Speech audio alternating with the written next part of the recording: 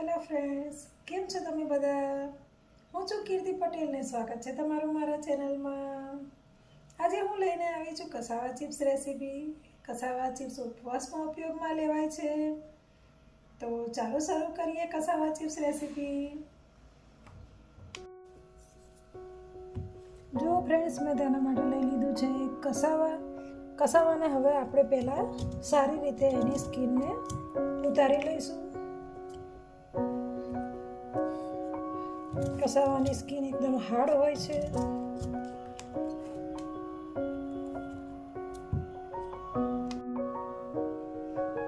તો ફ્રેન્ડ્સ, મેં કસાવાને સારી રીતે સ્કીન કાઢી અને ધોઈ લીધું છે. કસાવાને બોઇલ કરતી વખતે તમારે એની અંદર થોડું મીઠું એડ કરી દેવાનું.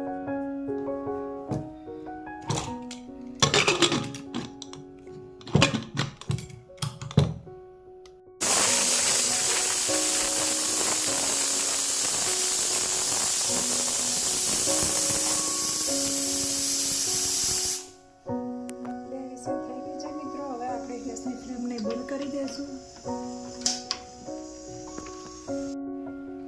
જો ફ્રેન્ડ્સ, હવે આપણે કસાવા બોઇલ થઈને તૈયાર છે. મેં એનું બધું જ પાણી કાઢી એને કોટનના કપડામાં 10 થી 15 મિનિટ સુધી ડ્રાય થવા દીધા હતા. હવે આપણે એને કટ કરી લઈશું.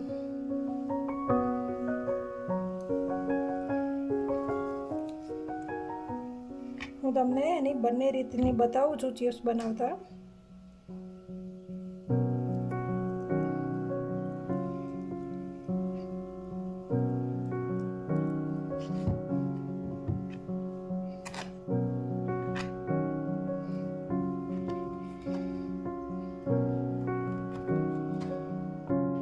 જો તમે એને આવી વેફરની જેમ પણ કટ કરી શકો છો.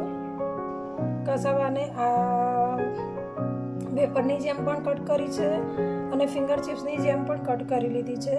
તો ચાલો હવે આપણે તેને તળી લઈએ. જો ફ્રેન્ડ્સ, આપણું તેલ થઈને તૈયાર છે. હવે આપણે બધી જ ચિપ્સને તવા મૂકી દઈશું.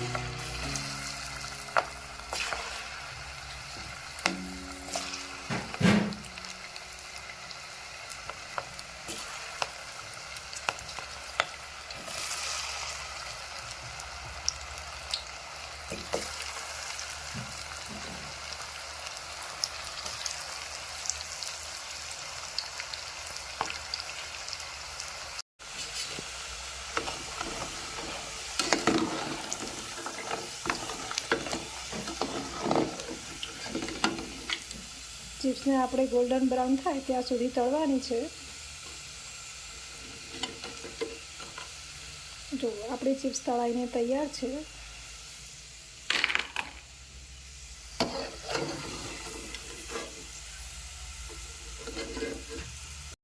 હવે ચિપ્સ તળાઈ ગઈ છે. એમાં આપણે થોડું મીઠું અને લાલ મરચું ઉમેરી દઈશું, જેથી એ વધારે ટેસ્ટી થઈ જાય. જો તમારા ઘરમાં ઉપવાસમાં મરચું ના ખવાતું હોય તો ખાલી મીઠું જ નાખવાનું.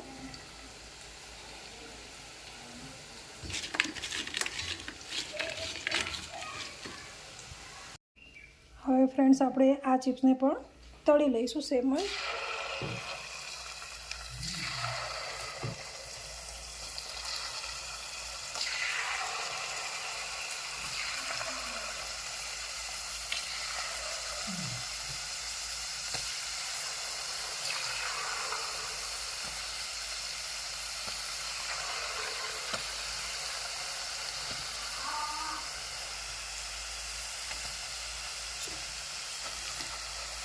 આને પણ ગોલ્ડન બ્રાઉન થાય ત્યાં સુધી આપણે તળી લઈશું.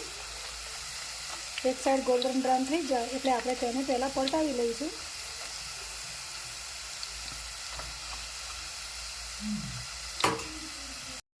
તમે જ્યારે આ વેફરની રીતે તળતા હોય કસાવા ચિપ્સ, ત્યારે દરેક ચિપ્સને એક એક અલગ કરીને તેલમાં નાખવાની છે.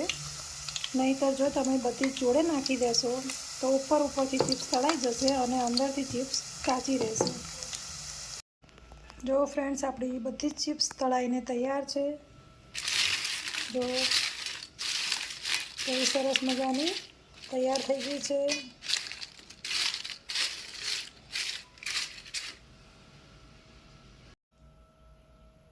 ફ્રેન્ડ્સ, તમને કેવી લાગી મારી કસાવા ચિપ્સ રેસીપી?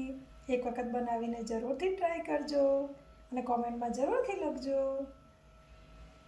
જો તમે હજી સુધી મારી ચેનલને લાઈક અને સબસ્ક્રાઈબ ના કરી હોય તો પ્લીઝ લાઈક અને સબસ્ક્રાઈબ કરજો અને બેલ આઇકન દબાવજો.